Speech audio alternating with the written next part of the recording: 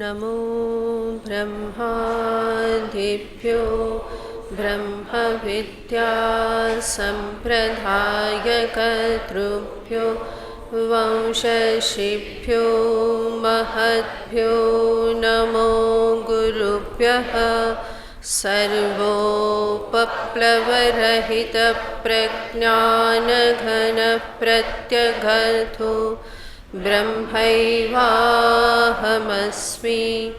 ब्रह्मैवाहमस्मि।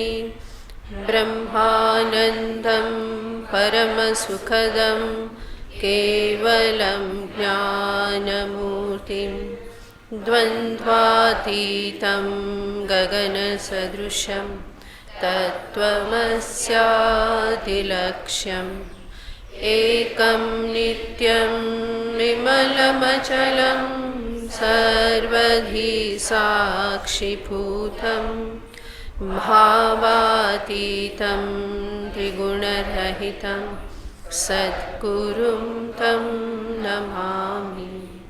सदाशिवसमारम्भां शङ्कराचार्यमध्यमाम् अस्मदाचार्यपर्यन्तां वन्दे गुरुपरम्परां।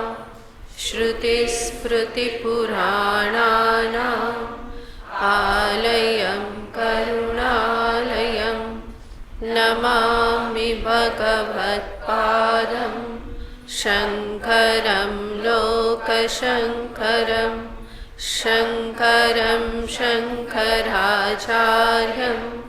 केशवं बादरायणं सूत्रभाष्यकृतौ वन्दे भगवन्तौ पुनः पुनः। ईश्वरो गुरुरात्मेति मूर्तिभेदविभागिने व्योमवद्व्याप्तदेहाय दक्षिणामूर्तये नमः। ॐ सहना भवतु सहनौ भुनक्तु सह वीर्यङ्करवावहै तेजस्विनावधीतमस्तु मा विद्विषावहै। ॐ शान्ति शान्ति शान्तिः। ॐ पूर्णमदः पूर्णमिदम्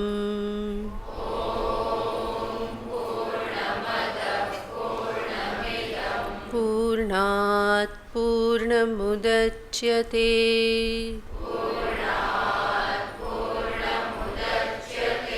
पूर्णस्य पूर्णमादाय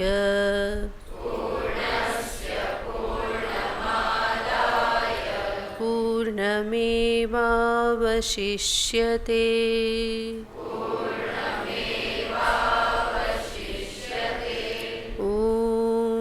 शान्ति शान्ति शान्तिः।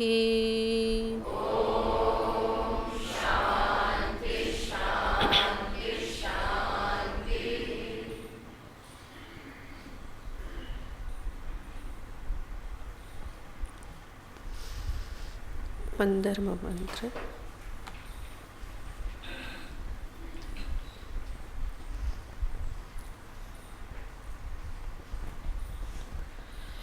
हिरण्मयेन पात्रेण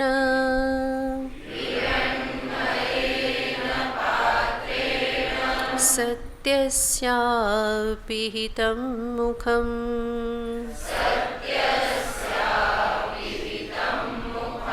तत्त्वं पूषन्न पावृणु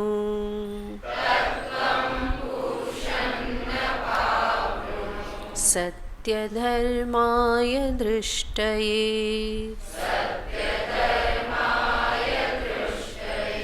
पूषन्ने कर्षे यमः सूर्यप्राजापत्य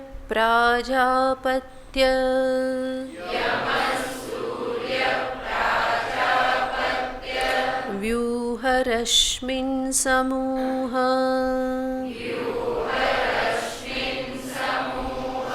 तेजो यत्ते रूपम् कल्याणतमं तत्ते पश्यामि योऽसावसौ पुरुषः सोऽहमस्मि वायुरनिलममृतमथेदम्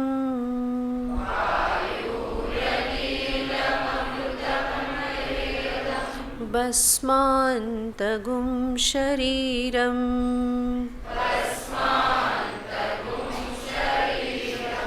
ॐ क्रतुस्मर कृतगुस्मर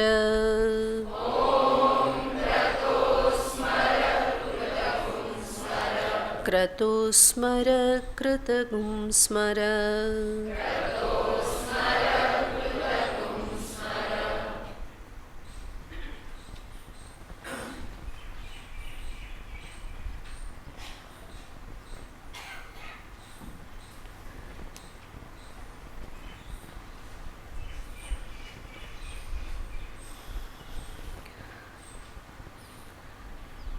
ઉપાસકની પ્રાર્થના ચાલી રહી છે.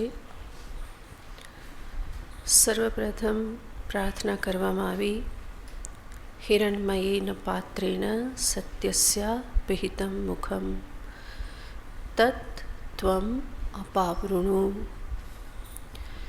મારા માટે બ્રહ્મદ્વાર આપ ઉદ્ઘાટિત કરો. ફરી પ્રાર્થના કરવામાં આવી, વ્યુહ રશ્મિન સમૂહ તેજઃ. રશ્મિન સમૂહ વ્યુહ તેજઃ સમૂહ. આપની પ્રકાશમય કિરણોને આપ સમેટી લો અને આપનું જે તેજ છે તાપ આપનારું એને પણ આપ સમેટી લો કે જેથી કરીને હું આપના દર્શન કરી શકું. અને છેલ્લે કહ્યું કે યહ અસૌ પુરુષઃ અસૌ સોહમસ્મિ. આદિત્ય મંડલસ્થ જે પુરુષ જે છે એ વાસ્તવમાં હું જ છું. આવી રીતે ઉપાસક એટલા માટે કહે છે કે એણે અહંગ્રહ ઉપાસના કરેલી છે, પોતાને જ ઉપાસનાનું આલંબન બનાવેલી છે. પરમાત્માને ક્યાં જોવાનો પ્રયત્ન કર્યો કે પોતાનામાં જ જોવાનો પ્રયત્ન કર્યો. અને એટલા માટે એના એ સંસ્કાર છે સોહમસ્મિ. સહ આદિત્ય મંડલસ્થ પુરુષ હિરણ્યગર્ભ અહમેવ અસ્મિ. એ હું જ છું. આ પ્રમાણેની ભાવના એણે બહુ જ દ્રઢતાથી કરેલી છે. અને એટલા માટે અંતકાલે પણ એવા જ પ્રકારની ભાવના ફરી અંતરમાં આવે છે. માટે કહેશે સોહમસ્મિ. યહ અસૌ પુરુષ સોહમસ્મિ. અને હજુ આગળ ઉપાસક પ્રાર્થના કરતાં કહેશે, અંતકાળની પ્રાર્થના છે. આપણે ફરી ફરીને જોઈએ છીએ કે આ પ્રયાણ કાલે આ ઉપાસક પ્રાર્થના કરી રહેલ છે. વાયુ અનિલમ અમૃતમ પ્રતિપદ્યતામ અથ ઇદમ શરીરમ ભસ્માંતમ ભવતુ. મૃત્યુકાળની પ્રાર્થના કરતાં કહેશે કે મારા પ્રાણ જે છે એ સમષ્ટિ પ્રાણમાં ભળી જાઓ. પરિચ્છિન્ન પ્રાણ વ્યષ્ટિદેહમાં જે પ્રાણ ચાલી રહેલા છે એ સમષ્ટિ પ્રાણ સૂત્રાત્મા હિરણ્યગર્ભ આમાં ભળી જાઓ. કારણ કે આ પ્રમાણે દેવતા સાથેનું ઐક્ય એ જ તો ઉપાસનાનું ચરમ ફળ છે. તો ઉપાસક કહેશે કે મારા પ્રાણ આ પ્રમાણે સમષ્ટિમાં ભળી જાઓ, જેવી રીતે બિંદુ સિંધુમાં ભળી જાય, એવી જ રીતે અહીંયા ઉપાસક પ્રાર્થના કરે છે. ઇદમ શરીરમ ભસ્માંતમ ભવતુ, અને કહેશે કે મારું આ શરીર પણ અગ્નિમાં ભસ્મીભૂત થઈ જાઓ. જે અગ્નિ ઉપાસના અગ્નિને સામે રાખીને યજ્ઞાદિ કરેલ છે, અગ્નિની સાક્ષીએ ઉપાસનાઓ કરેલી છે, જે અગ્નિમાં જીવનભર એણે આહુતિઓ આપેલી છે અનેક પ્રકારની, હવે પોતાના જ સ્થૂલ દેહને એ અગ્નિમાં આહુત કરવા માગે છે, અગ્નિદેવને સમર્પિત કરવા માગે છે. માટે એ કહેશે ઇદમ શરીરમ ભસ્માંતમ ભવતુ, અગ્નિદેવતા માટે મારું આ શરીર જે છે એ જ અંતિમ આહુતિ બની રહે.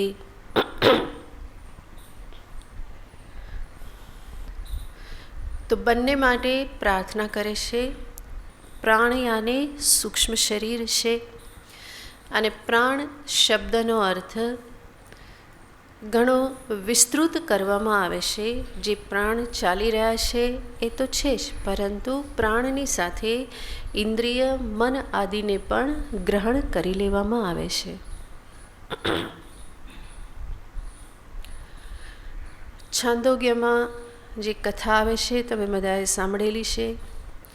ઇન્દ્રિયો મન આ બધાની વચ્ચે ઝઘડો થયો, અને બધા કહેશે કે હું મહાન, મારા થકી બધું છે, જીવ મારા થકી ટકે છે, જીવ મારા થકી એનું કલ્યાણ સાધે છે.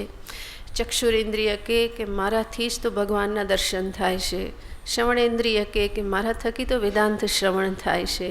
મન કહે છે તમે બધા હું હોઉં તો જ કામ કરી શકો, માટે હું શ્રેષ્ઠ છું. આવી રીતે થયું અને બધા પહોંચ્યા પ્રજાપતિ પાસે. પ્રજાપતિને કહેશે કે અમારામાંથી શ્રેષ્ઠ કોણ? ત્યારે પ્રજાપતિ બહુ વિચારપૂર્વક જવાબ આપે છે કે તમારામાંથી શ્રેષ્ઠતા નિશ્ચિત કરવા માટે તમે આ શરીરમાંથી એક પછી એક બહાર નીકળો. જેના બહાર નીકળ્યા પછી શરીર ન ટકે તો સમજવાનું કે એ શ્રેષ્ઠ છે. અને એ પ્રમાણે કરવામાં આવ્યું. ચક્ષુરેન્દ્રિય કહેશે કે હું નીકળું એટલી વાર આ શરીર કેવું થઈ જશે, ખતમ થઈ જશે. ચક્ષુરેન્દ્રિયએ ગમન કર્યું, પરંતુ શરીર કેવું રહ્યું? એવું ને એવું જ રહ્યું, કંઈ ફેર પડ્યો નહીં. એટલા માટે ચક્ષુરેન્દ્રિય ચૂપચાપ આવીને ફરી બેસી ગઈ કે વધારે કંઈ કરવા જેવું નથી, આપણા વગર તો બધું ચાલે જ છે, એટલા માટે બહુ અભિમાન રાખવા જેવું નહીં. એવી રીતે શ્રવણેન્દ્રિય પણ બધી જ ઇન્દ્રિયો એક પછી એક શરીરમાંથી નીકળે અને શરીર એવું ને એવું કામ કરે છે. અંતે મનનો પણ વારો આવ્યો. મન કહેશે કે હું તો સુષુપ્તિમાં રોજ સુપ્ત થઈ જ જાઉં છું, અને છતાં પણ શરીર તો ચાલે જ છે, તો વધારે પરીક્ષા શું કરવી? પ્રાણનો વારો આવ્યો. પ્રાણે જેવું ઉત્ક્રમણ શરૂ કર્યું કે બધા જ છટપટવા લાગ્યા, શરીર પણ ચટપટાટ કરવા લાગ્યું. તો એનાથી નિશ્ચય થયો કે પ્રાણ શ્રેષ્ઠ છે. ત્યારથી બધી ઇન્દ્રિયોને મનને સાથે રાખીને શું કહી દેવામાં આવે છે? પ્રાણ શબ્દથી કહી દેવામાં આવે છે.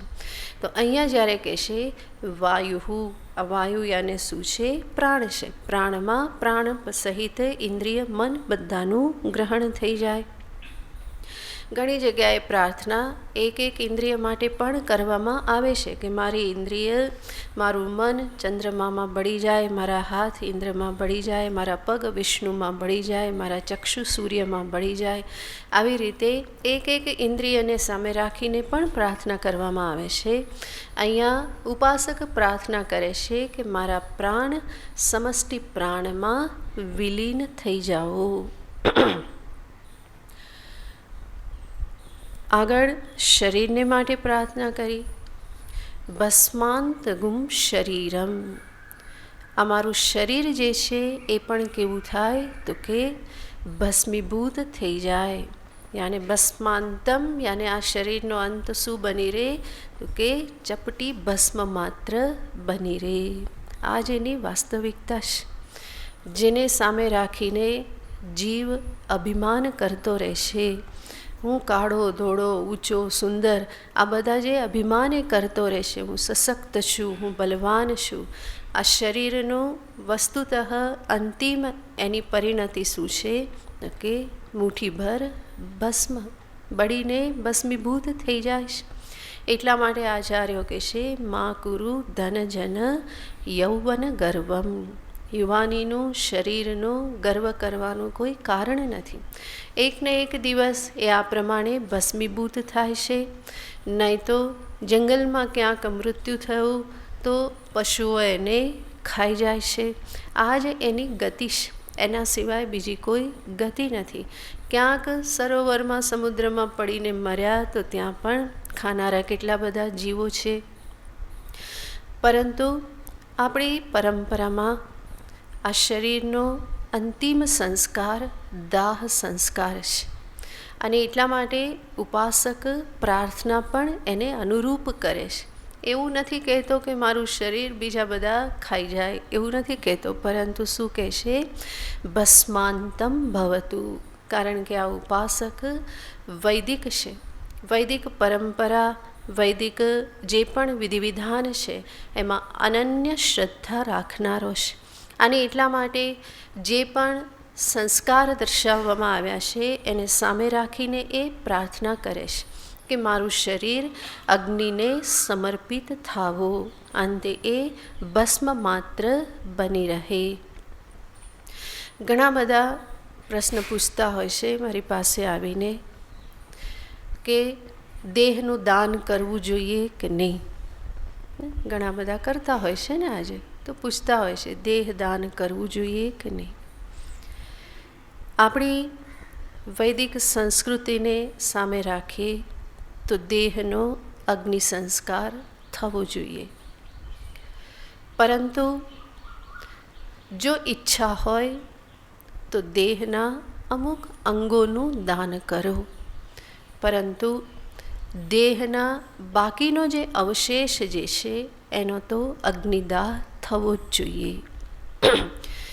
દાન કરવા, વિશેષ અંગોનું દાન કરો, આંખોનું દાન કરો કે બીજા કોઈ પણ એવા અંગો હોય, ક્યાંક એવી રીતે મૃત્યુ થયું કે તરત અંગ કાઢીને બીજાને ઉપયોગમાં આપી શકાય છે, બીજાનું જીવન આપી શકાય છે, તો એ અંગોનું દાન કરો. પરંતુ અવશિષ્ટ જે પણ દેહ જે છે એનું શું થવું જોઈએ? અગ્નિદાહ થવો જ જોઈએ. કારણ કે આ વૈદિક પરંપરા છે અને વેદે જે સંસ્કાર નિશ્ચિત કર્યા છે એમાં આપણે આમથી તેમ કંઈ કરી શકીએ નહીં. વેદે જે સંસ્કાર દર્શાવ્યા છે એમાં જીવનું કલ્યાણ છે. માટે અવશિષ્ટ એવો જે દેહનો જે ભાગ જે છે એનો અગ્નિ સંસ્કાર થવો જોઈએ. ઘણી વખત એવી રીતની મૃત્યુ થાય છે કે દેહ હાથમાં આવતો નથી, અને કદાચ આવે તો પણ ઘણાના પરિવારમાં કોઈ સ્વીકારવા આવતું નથી. પુત્ર પણ અગ્નિદાહ નહીં કરે. ઘણી વખત એવું પણ બનતું હોય છે.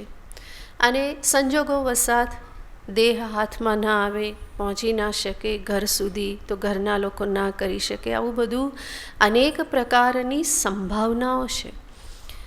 વિધિ તો છે કે દાહ સંસ્કાર, અગ્નિ સંસ્કાર થવો જોઈએ, અને એ વિધિ છે. એટલા માટે જ જ્યારે અગ્નિ સંસ્કાર થાય તો મંત્રોચ્ચાર સાથે અગ્નિ સંસ્કાર કરવામાં આવતો હોય, જેમાં એક એક અંગને માટે કહેવામાં આવે કે ત્વચે સ્વાહા, ત્વચે સ્વાહા.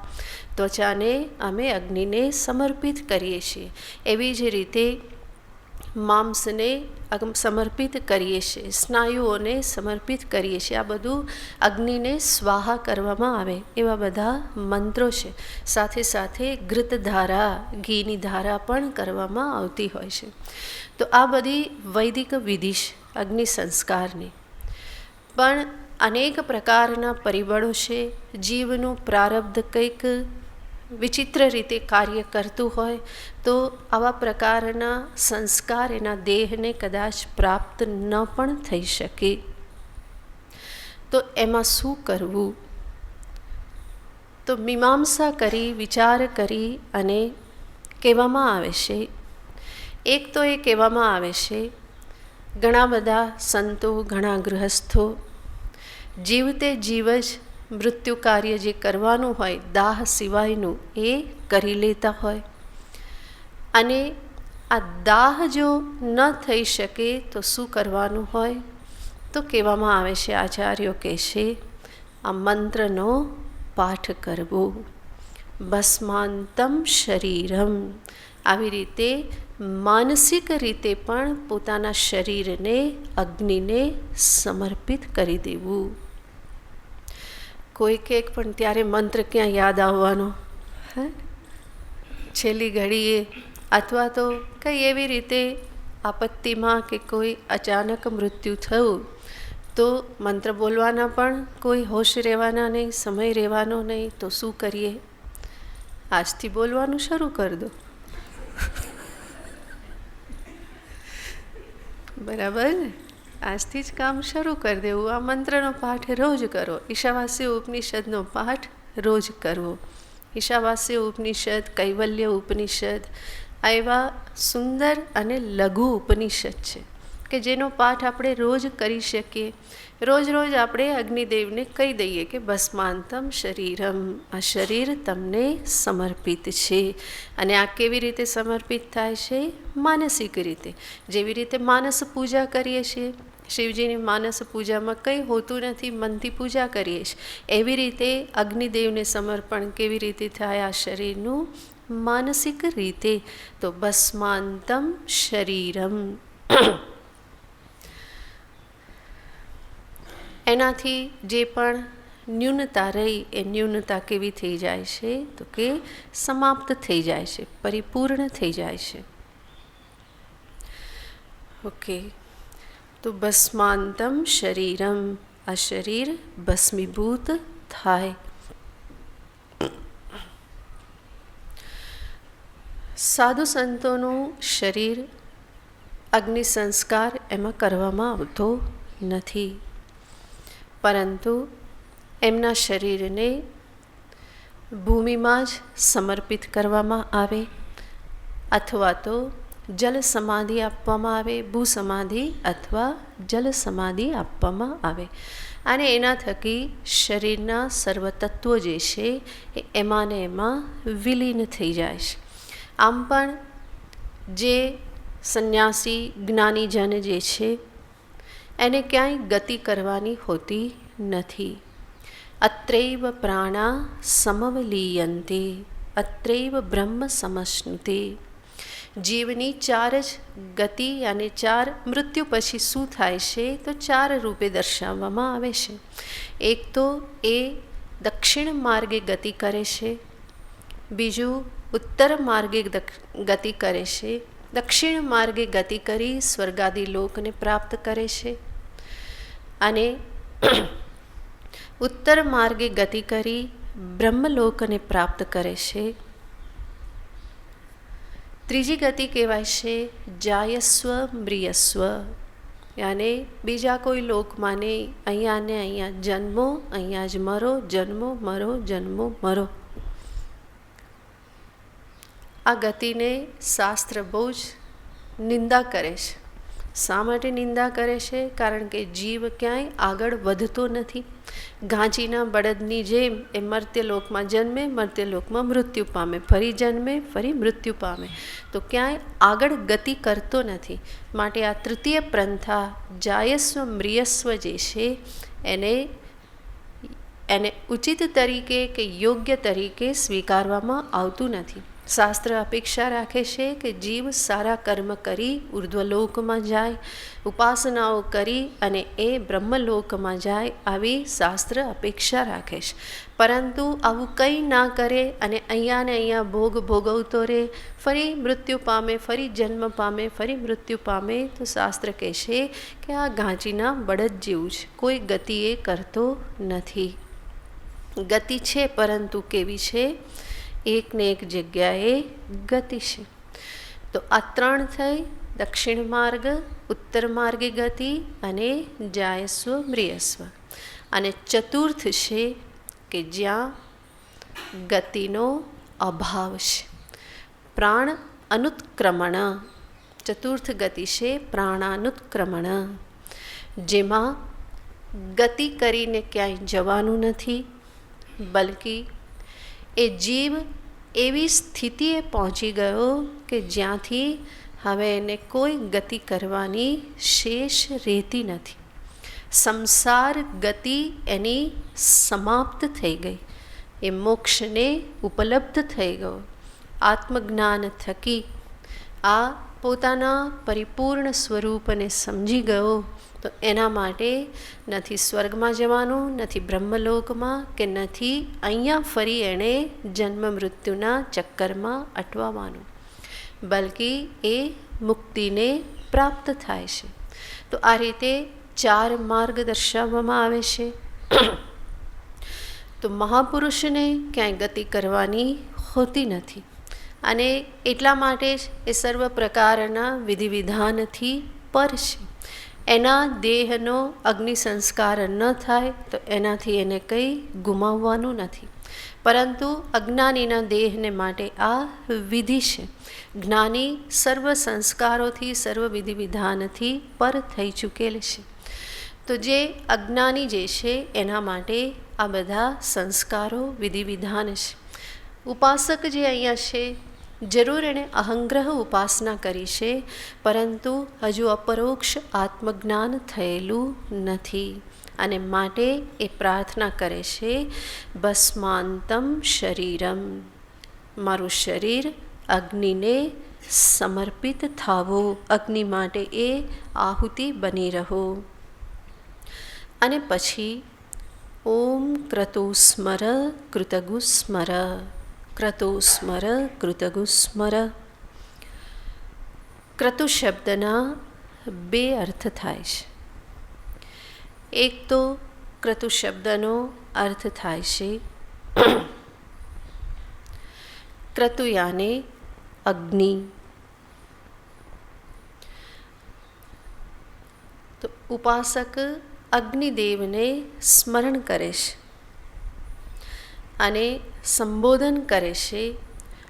ઓમ પરમાત્માનું જ નામ છે. ક્રતો સ્મર, હે ક્રતો સંબોધન છે. હે ક્રતો કૃતમ સ્મર, હે અગ્નિદેવ મેં મારા જીવનમાં જે કંઈ પણ કરેલું છે એનું આપ સ્મરણ કરો અને મને એનું ફળ પ્રદાન કરો. વૈદિક વ્યક્તિ જીવનમાં જે પણ કર્મ કરે છે એ કર્મો અગ્નિની સાક્ષીએ થયેલા છે. જે પણ હોમ હવન આદિ કરેલ છે, જે નિત્ય નૈમિતિક આદિ કર્મ સ્વરૂપે જે કરેલ છે, જપ તપ આદિ જે કરેલ છે, આ બધું અગ્નિની સાક્ષીએ કરેલ છે. તો સર્વ કર્મ અગ્નિની સાક્ષીએ કરેલ છે, માટે જાણે છે કે અગ્નિદેવ કેવા છે? સર્વ કર્મના સાક્ષી છે. હું ઘણું બધું ભૂલી જઈ શકું, પરંતુ જેની સાક્ષીએ મેં કર્મ કરેલા છે એ અગ્નિદેવ ક્યારેય કંઈ ભૂલી શકે નહીં. એ મારા સર્વ કર્મના સાક્ષી છે. અને એટલા માટે ઉપાસક કહેશે કે હે અગ્નિદેવ કૃતમ સ્મર, મેં જે કંઈ પણ કરેલું છે એનું આપ કૃપા કરી અને સ્મરણ કરો. શા માટે એમને સ્મરણ કરવાનું કહે છે? આ પ્રાર્થના કોણ કરી રહેલ છે? ઉપાસક. અને ઉપાસક યાને જેણે સાથે કર્મ પણ કર્યા છે. ઉપનિષદમાં શેને શ્રેષ્ઠ દર્શાવવામાં આવ્યું? કર્મ ઉપાસનાના સમુચ્ચયને. તો જેણે કર્મ પણ કરેલા છે અગ્નિની સાક્ષીએ, ઉપાસના કરે તો ઉપાસના પણ અગ્નિની સાક્ષીએ, હવન ના કરે પરંતુ દીપક તો પ્રગટાવે, નહીં તો સૂર્યદેવ સાક્ષી છે. તો અગ્નિની સાક્ષીએ સર્વ કંઈ થયેલું છે અને એમને સ્મરણ કરવાનું કહેશે. અને એવું સ્મરણ કરવાનું કહી અને ઉપાસક કહેશે કે હે અગ્નિદેવતા, મારા માટે શુક્લ માર્ગને આપ ઉદ્ઘાટિત કરો. સૂર્ય માર્ગનું મારા માટે ઉદ્ઘાટન કરો.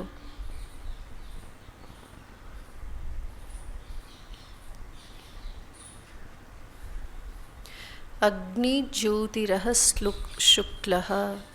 ગીતાજીમાં આ જ બધા મંત્રોને સામે રાખી અને 8મા અધ્યાયમાં ઘણા બધા શ્લોકો છે. તો અગ્નિદેવ છે, જ્યોતિ છે, અહહ અને દિવસ છે, શુક્લ પક્ષ છે અને સાથે સાથે ઉત્તરાયણ છે. તો આ બધું જે છે એને સામે રાખી અને ઉપાસક કહેશે કે હે અગ્નિદેવ, મારા માટે આપ આ સૂર્ય માર્ગને પ્રશસ્ત કરો, શુક્લ માર્ગને પ્રશસ્ત કરો. શા માટે આવું કહેશે? કાશિકાનંદજી મહારાજ કહેશે, દક્ષિણ માર્ગે ગતિ કરીને એને સ્વર્ગે જવું નથી. એની બીક લાગે છે કે ક્યાંક હું આમ ના પહોંચી જાઉં, એટલા માટે એ શું કરે છે? તો કે અગ્નિદેવતાને પ્રાર્થના કરે છે, મેં કરેલ કર્મ અને ઉપાસનાનું સ્મરણ કરી અને આપ શું કરો? તો કે શુક્લ માર્ગને ખુલ્લો કરો. દક્ષિણ માર્ગે જતાં શા માટે ભય લાગે છે? એટલા માટે દક્ષિણ માર્ગથી થઈ અને ક્યાં પહોંચાય છે? સ્વર્ગમાં પહોંચાય છે. અને સ્વર્ગથી પછી ક્ષીણે પુણ્યે મર્ત્યલોકમ વિશંતિ. તો આ ઉપાસક નથી ઈચ્છતા કે ફરી મારે આ મર્ત્યલોકમાં આવવું પડે. ઘણી એણે મહેનત કરેલી છે, પરિશ્રમ કરેલ છે આ મર્ત્યલોકની ગતિમાંથી મુક્ત થવાને માટે, બ્રહ્મલોકમાં જવાને માટે, શુક્લ માર્ગે ગમન કરવાને માટે અને જીવનમાં કર્મ સાથે અનેક ઉપાસનાઓ દ્રઢતાપૂર્વક કરેલી છે. અને એટલા માટે જ કે ફરી ક્ષીણે પુણ્ય મર્ત્યલોક ફરી પાછું આવવું ના પડે. તો દક્ષિણ માર્ગે ગમન કરવાનો ભય છે કે ત્યાંથી ન જવું પડે, એટલા માટે કોને બોલાવે છે? અગ્નિદેવતાને પ્રાર્થના કરે છે કે પ્રભુ, આપ મેં જે કંઈ પણ કરેલું છે, ક્રતો કૃતમ સ્મર, મયા યત કૃતમ તત સ્મર. મેં જે કંઈ પણ કર્યું છે એનું આપ સ્મરણ કરી અને મારા માટે શુક્લ ગતિને આપ ઉદ્ઘાટિત કરો. શુક્લ ગતિથી જીવ ક્યાં પહોંચે છે? તો કે બ્રહ્મલોકમાં પહોંચે છે. જો બ્રહ્મલોકમાં એ પહોંચે કે અહીંયાથી પણ બ્રહ્મલોકમાં જવા માટે જે પણ ઉપાસનાઓ કરી, ત્યારે અંતરમાં વૈરાગ્ય હોય અને સાથે સાથે અહીંયા વેદાંત શ્રવણ પણ કરેલું હોય, તો એ જીવ બ્રહ્મલોક પહોંચી અને ત્યાં આત્મજ્ઞાનને, અપરોક્ષ આત્મજ્ઞાનને પ્રાપ્ત કરી અને ત્યાંથી એ મુક્ત થઈ જાય છે. ધારો કે અહીંયા વૈરાગ્ય ન હોય અને બ્રહ્મલોકના ભોગને સામે રાખીને બ્રહ્મલોકને પ્રાપ્ત કરવા માટે ઉપાસનાઓ કરેલી હોય, તો ત્યાં પણ બે સંભાવનાઓ છે કે બ્રહ્મલોકમાં પહોંચ્યા પછી પણ વૈરાગ્ય પ્રાપ્ત થઈ જાય, તો ત્યાં પણ કલ્પના અંતે બ્રહ્માજી સાથે આત્મજ્ઞાન પ્રાપ્ત કરી અને એ મોક્ષને પ્રાપ્ત કરી લે છે. ત્રીજો વિકલ્પ, બ્રહ્મલોકમાં પહોંચ્યા પરંતુ વૈરાગ્ય નહીં થયો, તો શું થાય? કહેવામાં આવેલું જ છે, આ બ્રહ્મ ભુવનાન લોકાન પુનરાવર્તિનોર્જુન. બ્રહ્મલોકમાંથી એ જરૂર સીધો મર્ત્યલોકમાં નહીં આવે, પરંતુ આપણે ઉપાસનાના વિચાર વખતે જોયેલું હતું કે એ જે ઉપાસના કરે છે એ ઉપાસનાનું ફળ શું મળે છે? પ્રકૃતિ લય. યાને પ્રલય કાલે એ પ્રકૃતિ લયરૂપ ફળ પ્રાપ્ત કરશે. એટલું જ નહીં, અન્ય જીવો કરતાં પણ વિશેષ રૂપથી એ પ્રકૃતિ લયને પ્રાપ્ત કરે છે. એટલે કે એક એટલું દીર્ઘ વિશ્રામ એને પ્રાપ્ત થઈ જાય છે. શેમાંથી? જન્મ મૃત્યુના આ ચક્રમાંથી. અને એટલા માટે કહેવામાં આવે કે બ્રહ્મલોક પહોંચ્યા પછી આ મર્ત્યલોક ઘણો બધો દૂર થઈ જાય છે, એટલે બહુ ચિંતા રહેતી નથી. બહુ જ દીર્ઘકાલ પછી એ ફરી પાછા એ દુઃખરૂપ આ સંસારમાં આવે છે. અને એટલા માટે ઉપાસક શેની ઈચ્છા રાખે છે? તો કે બ્રહ્મલોક પ્રાપ્તિ, શુક્લ ગતિની એ ઈચ્છા રાખે છે. તો આગળ પછી મર્ત્યલોક તો ઘણી બધી દૂરની વાત છે, એટલા માટે એ આ પ્રમાણે ઈચ્છે છે. તો આ બધી શક્યતાઓ છે અને આ બધું શાસ્ત્રમાં કહેવામાં આવેલું છે. વેદાંત વિજ્ઞાન સુનિશ્ચિતાર્થા સંન્યાસ યોગાદ્યતય શુદ્ધ સત્વાહા તે બ્રહ્મલોકેશુ પરાંત કાલે. બ્રહ્મલોકમાં એ આ પ્રમાણે પરાંત કાલે અંતે શું કરે છે? જ્ઞાનને પ્રાપ્ત કરી મુક્ત થઈ જાય છે. અને વૈરાગ્ય નથી તો આ બ્રહ્મ ભુવનાન લોકાન પુનરાવર્તિનોર્જુન. ભલે ઘણા દીર્ઘ સમય પછી પણ ફરી પાછું મર્ત્યલોકમાં આવવાનું રહેશે. મોટે ભાગે આવા ચાન્સ ઓછા છે, કારણ કે જેટલી ઉપાસનાઓ અને કર્મો બ્રહ્મલોક પ્રાપ્તિને માટે કરવા પડે છે, એ કરતાં કરતાં કરતાં કરતાં ઉપાસકનું અંતર ઘણું જ શુદ્ધ થઈ જાય છે. ઘણા શુદ્ધ પુણ્યનો ઉદ્ભવ થાય છે. અને એટલા માટે એ અંતઃકરણમાં વૈરાગ્ય પણ મોટે ભાગે પ્રાપ્ત થાય જ છે. અને અંતે આત્મજ્ઞાન દ્વારા મોક્ષને પ્રાપ્ત કરે છે. તો એને જ ક્રમમુક્તિ કહેવામાં આવે છે.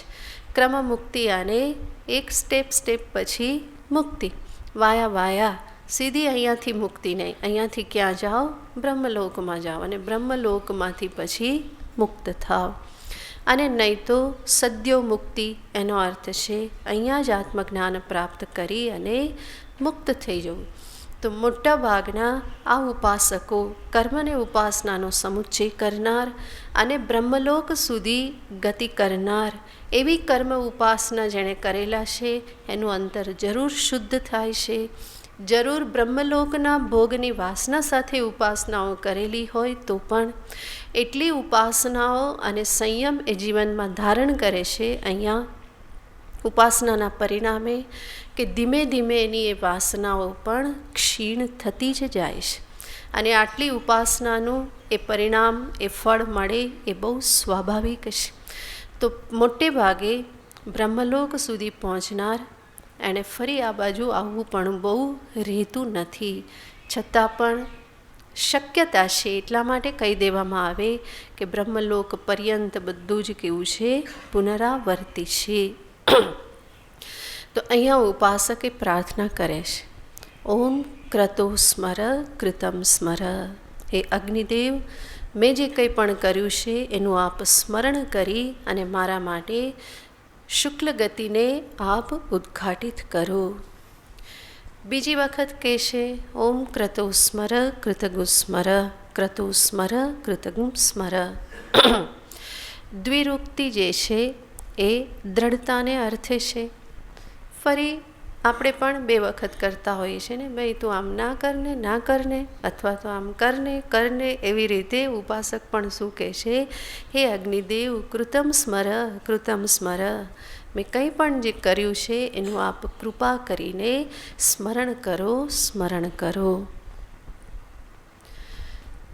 આ જ વાક્યને બીજી રીતે ક્રતુ શબ્દનો અર્થ થાય છે મન. સંકલ્પાત્મકમ મનઃ.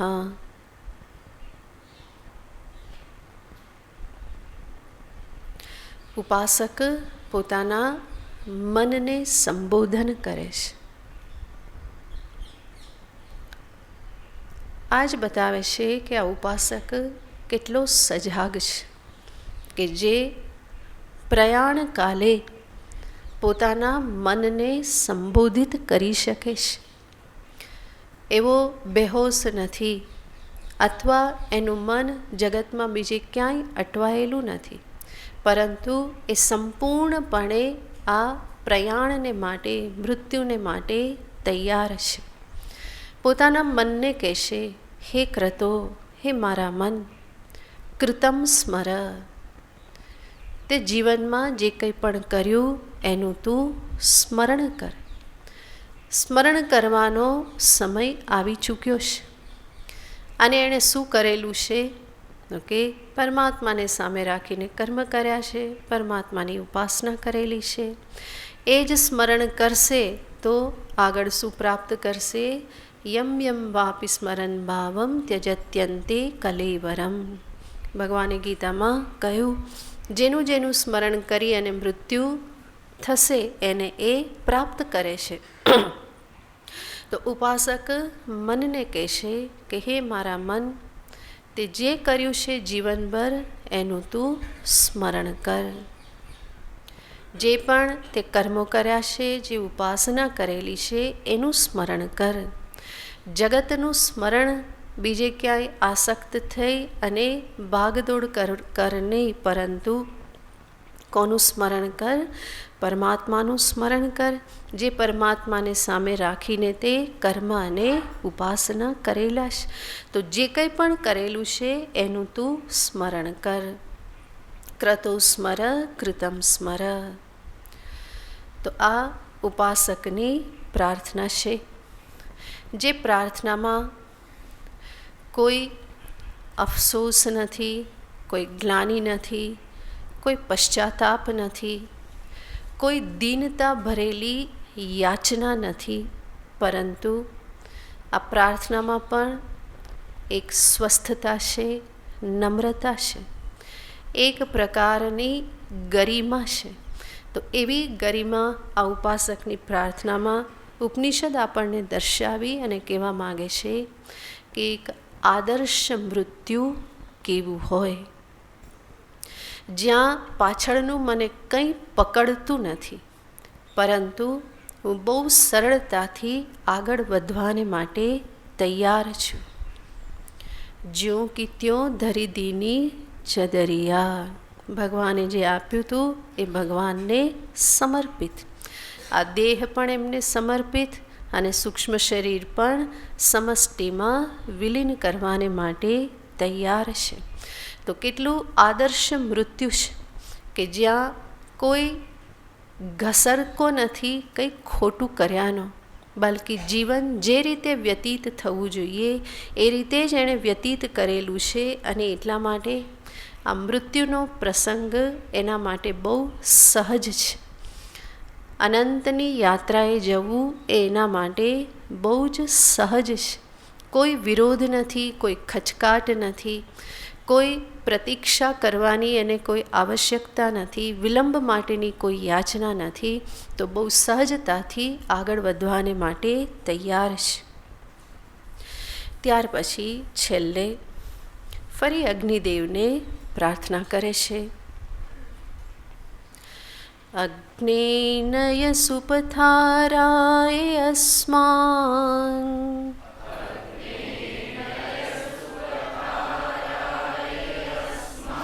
વિશ્વાનિ દેવ વયુનાનિ વિદ્વાન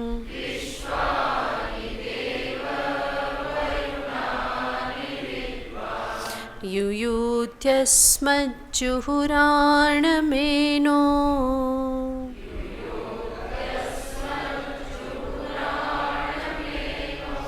ભૂયિષ્ઠાં તે નમ ઉક્તિં વિધેમ.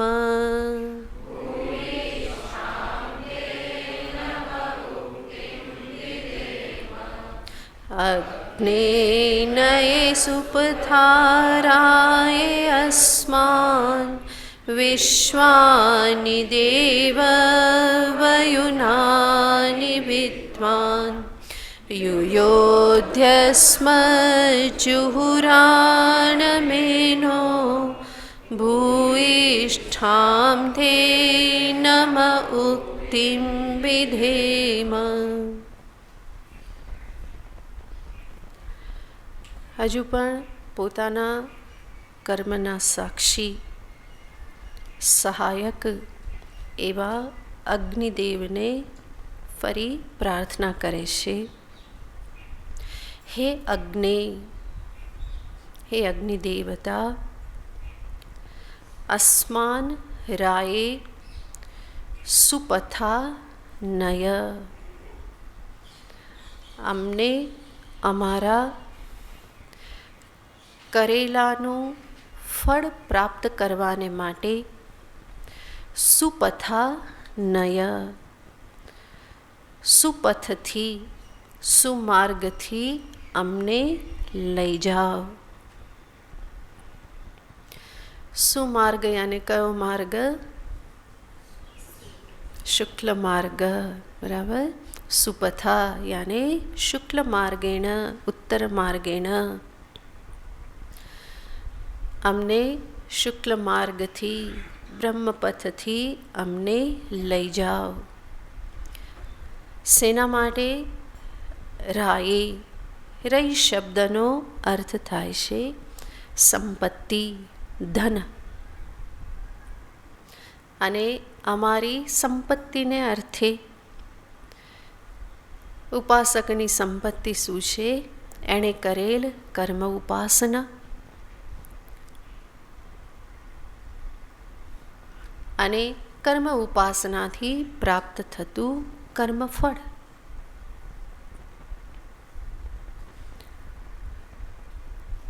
થોડોક પણ સૂક્ષ્મ વિચાર કરનાર વ્યક્તિ હંમેશા સત્કર્મથી, સદુપાસનાથી ઉત્પન્ન પુણ્યને પોતાની સાચી સંપત્તિ સમજે છે.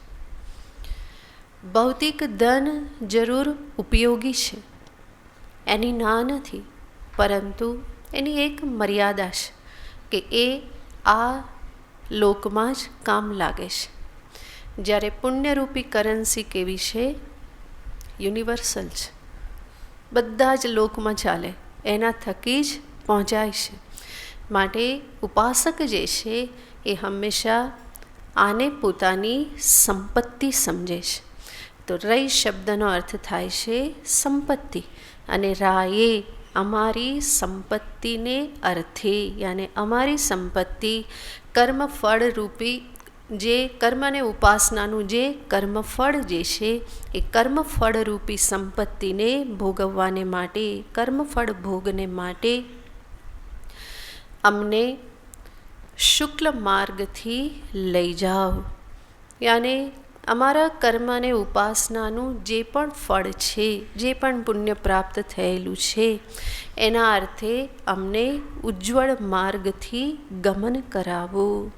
હે અગ્ને સુપથા, અસ્માન રાયે સુપથા નય. આગળ કહેશે વિશ્વાનિ દેવ વયુનાની વિદ્વાન.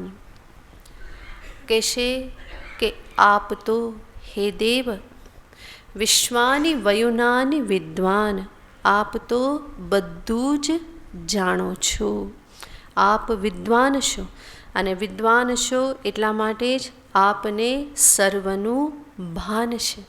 સર્વ પ્રકારના કર્મ ઉપાસનાને વિશ્વાનિ વયુનાની, સર્વ કર્મ ઉપાસના કર્મફળ આ બધાને આપ હે દેવ વિદ્વાન જાણો છો. હે અગ્નિદેવ આપ એને જાણો છો. તો અગ્નિની સાક્ષીએ તો બધું કરેલું છે, માટે અગ્નિદેવ જાણે જ છે. આપણા સર્વ કર્મ, સર્વ સંસ્કાર, સર્વ કર્મ શેના આધારે થાય છે? અગ્નિની સાક્ષીએ થાય છે. એટલા માટે મંદિરમાં કે ઘરમાં પૂજા કરીએ તો પણ દીપ પૂજા થાય છે. અને દીપ પૂજા વખતે શું બોલો છો? ભો દેવ દીપ રૂપસ્ત્વમ કર્મ સાક્ષી યવિઘ્નકૃત યાવત કર્મ સમાપ્તિ સ્યાત તાવત ત્વમ સુસ્થિરો ભવ. હે દીપ, દીપ ઉપલક્ષિત અગ્નિદેવતા, એને કહેવામાં આવે છે કે બોદીપ દેવ રૂપસ્ત્વમ કર્મ સાક્ષી. આપ કોણ છો? મારી આ પૂજા કર્મના સાક્ષી છો. અવિઘ્નકૃત, આપ વિઘ્નને હરનારા છો. યાવત પૂજા સમાપ્તિ સ્યાત, યાવત કર્મ સમાપ્તિ, યાને જ્યાં સુધી અમારી પૂજા સમાપ્ત ન થાય ત્યાં સુધી તાવત્વમ સુસ્થિરો ભવ, ત્યાં સુધી આપ સુસ્થિર અહીંયા મારી સામે રહો. શા માટે? જેથી કરીને મારી પૂજા કર્મના તમે સાક્ષી બની રહો. આપની હાજરીમાં હું આ પૂજા કરું અને આ મારી પૂજા તમે ક્યાં પહોંચાડો? મેસેન્જર, હે ને, પરમાત્મા સુધી આપ પહોંચાડો. કોઈએ તો નોંધ લેવી જોઈએ ને. તો અગ્નિને આ પ્રમાણે કહેવામાં આવે છે, પૂજા થાય ત્યાં સુધી આપ સુસ્થિર રહો. અને એટલા માટે એટલા પ્રમાણમાં એમાં તેલ ઘી પૂરી દેવા, બરાબર ને? નહીં તો તમે નાખો આટલું તેલ અને પછી કહો કે 4 કલાક પૂજા ચાલે ને તમે એવા ને એવા રહો, તો એવું નહીં. તો વચ્ચે તેલ પૂરવું પડે. તો અગ્નિની સાક્ષીએ સર્વ કર્મ થતા હોય. અનુષ્ઠાન કરવામાં આવે, જપ અનુષ્ઠાન, તો ત્યારે પણ જપ એવી જ રીતે અગ્નિની સાક્ષીએ દીપ પ્રગટાવી અને જપનો પ્રારંભ કરવામાં આવે. જ્યારે અનુષ્ઠાન કરવાનું હોય ત્યારે, વિશેષ રૂપે અનુષ્ઠાન થતું હોય ત્યારે, બાકી વાંધો નહીં. પણ વિશેષ રૂપે સકામ અનુષ્ઠાન હોય તો દીપકની સાક્ષીએ હંમેશા જપ અનુષ્ઠાન કરવાનું હોય. તો સર્વ કર્મ અગ્નિની સાક્ષીએ. વિવાહ કર્મ શેની રીતે થાય છે? અગ્નિની સાક્ષીએ થાય છે. ઉપનયન અગ્નિની સાક્ષીએ થાય છે. બધા જ અગ્નિની ઉપસ્થિતિમાં કર્મો થાય. માટે અગ્નિ કોણ છે? સર્વ કર્મ સાક્ષી છે. એના વગર કર્મ ગણાતું નથી. તો અગ્નિદેવ તો જોઈએ જ. જેવી રીતે પ્રથમ સ્મરણ કોનું કરવાનું? કે ગણેશજીનું. એના વગર કામ પૂરું નહીં થાય, એની નોંધ પણ નહીં લેવાય. એવી જ રીતે અગ્નિદેવતા પણ કર્મમાં એક મુખ્ય દેવ છે. તો એ સર્વ કર્મના સાક્ષી બની રહેશે. માટે અહીંયા ઉપાસક કહે છે, વિશ્વાની વયુનાની હે દેવ વિદ્વાન, આપ મારા સર્વ કર્મ અને ઉપાસનાને આપ તો જાણો છો. અને આવું કહી આગળ ઉપાસક કહે છે, યયોધ્યસ્મજ્જુહુરાણ મેનો ભૂયિષ્ઠામ તે નમ ઉક્તિમ વિધેમા. આ પણ બહુ સરસ પ્રાર્થના છે અને આપણે રવિવારે રાખીએ, બરાબર? આજે પૂરું નહીં થાય. ગુરુવાર છે, તમને બધાને પણ સમયે જવાનું હોય, નહીં તો 10-15 મિનિટ લઉં તો થઈ જાય, પણ આપણે ક્યાં ઉતાવળ, બરાબર?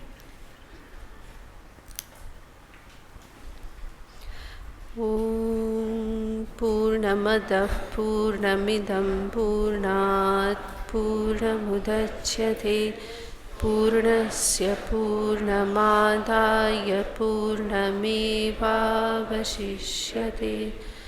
ઓમ શાંતિ શાંતિ શાંતિ.